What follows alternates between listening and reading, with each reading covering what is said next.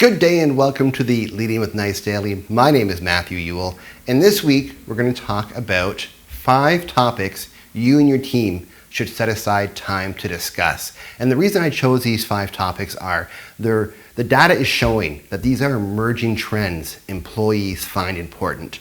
And also they're recognizing them as things that are causing their teams not to be as effective as they could be, and people want to excel. Good teams want to excel.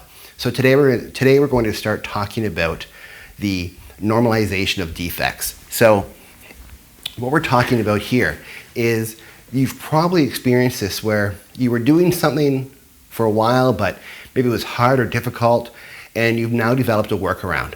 So this could be something as simple as the ice machine is broken in your restaurant, so now you just buy ice and keep it in your freezer and use it as you need to.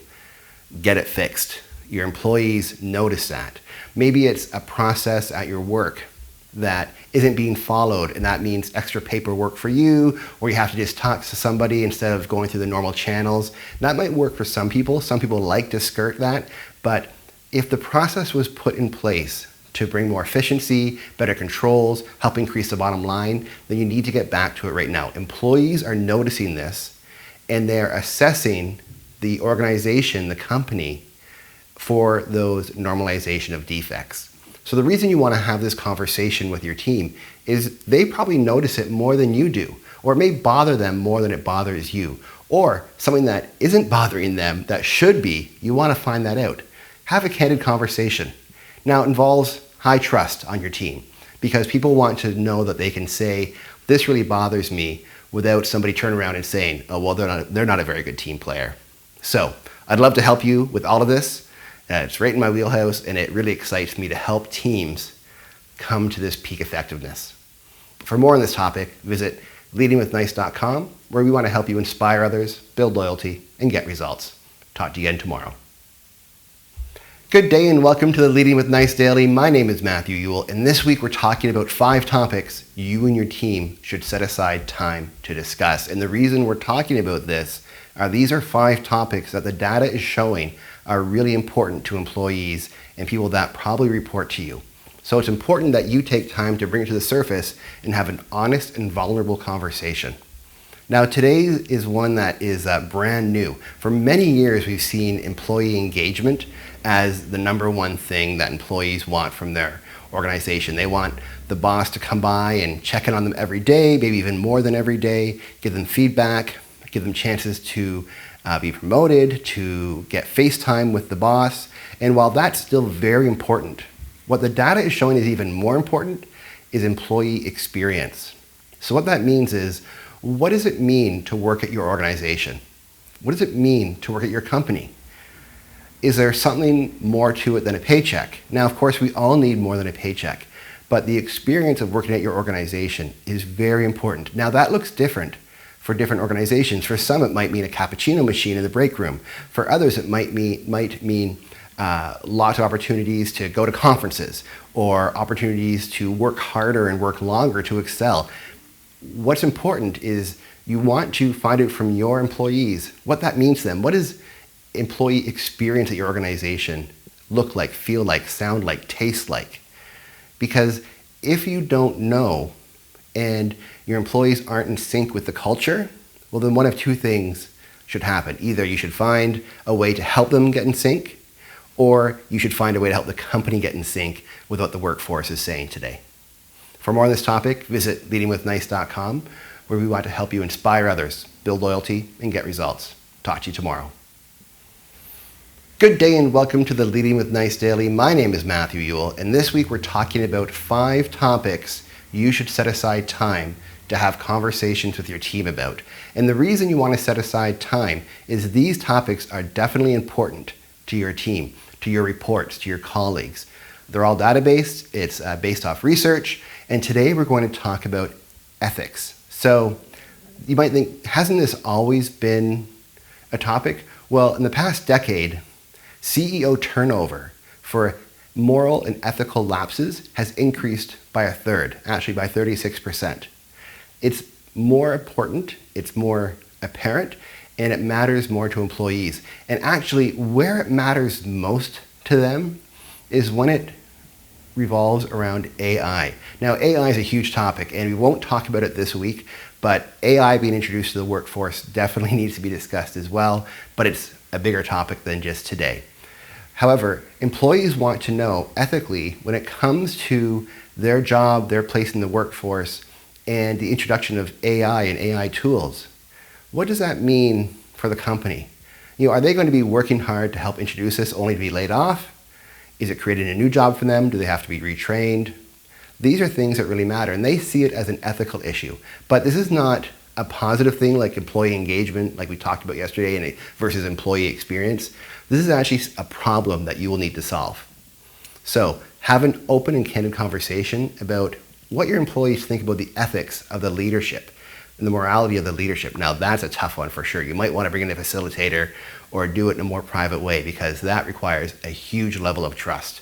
But the results, the feedback will be so helpful for you and your company. It'll really help your team. For more on this topic, visit leadingwithnice.com, where we want to help you inspire others, build loyalty, and get results. Talk to you again tomorrow.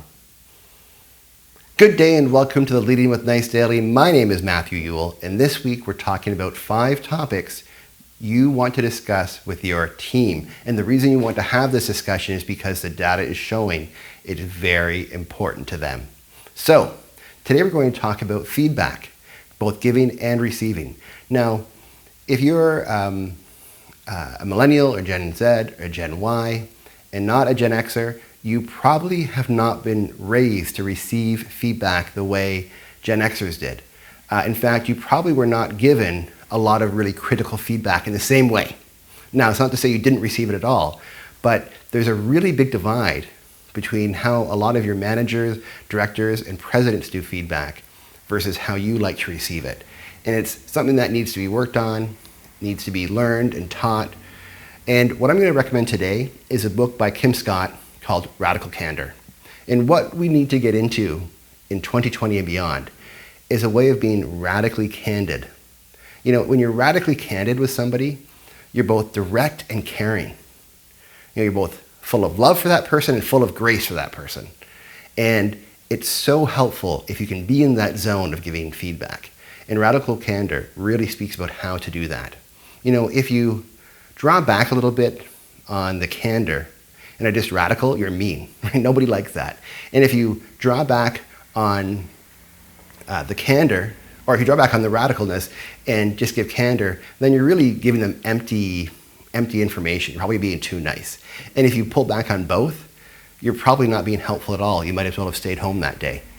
So have a conversation with your employees. Sit down, have a meeting, go offsite, and just ask, how is feedback happening? What would you like to see? How would you like it done? What would be most helpful for you? Now, I'm not suggesting you take what they say and do it that way, but it'll be great information to help you build a better way forward. And if you're not asking your employees how they want to get feedback, you might be giving it to them in ways that they take the feedback and start looking for another job.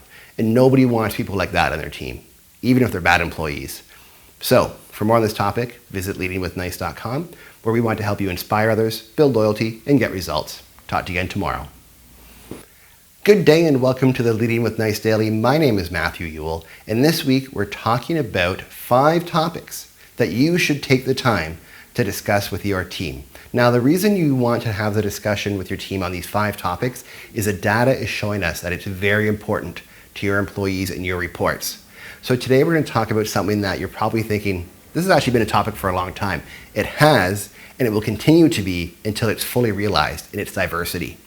Your team really wants a diverse workforce. Now, even if they don't know it and can articulate it today, but the proof is in the pudding. When you have a diverse workforce, both age, background, et cetera, experiences, you come up with better ideas, better ways of working. However, what you need to spend more time on is how to work together better as a team. When you're all the same, you kind of all work the same. So it's really easy to kind of move forward. However, you're not meeting your full potential if that's the case. If you don't have anybody else that's different than you on your team or radically different, or you don't have a lot of those radically different people, then you're not achieving as much as you could. But the hard part, again, is that you need to learn to work together as a team. You can see how it's a balance, right? The fulcrum of the teeter-totter is diversity and learning to work together, right? Where if you just have no diversity, you're working together really well. And if you have crazy diversity and you don't know how to work together, then you have all this great stuff coming out, but maybe nobody's applying it, taking it, actioning it, executing on it, et cetera, et cetera. So I would challenge you to have a conversation with your team and say, hey, where do you see diversity? How are we the same? What can we do to increase that diversity? Does it mean actually bringing somebody else in, or does it mean being intentional about getting new experiences you wouldn't normally do and bringing that learning back to the team? I don't know, maybe it is. It's up to you to decide how to go forward. For more on this topic, visit leadingwithnice.com, where we want to help you inspire others, build loyalty, and get results. Talk to you again next week.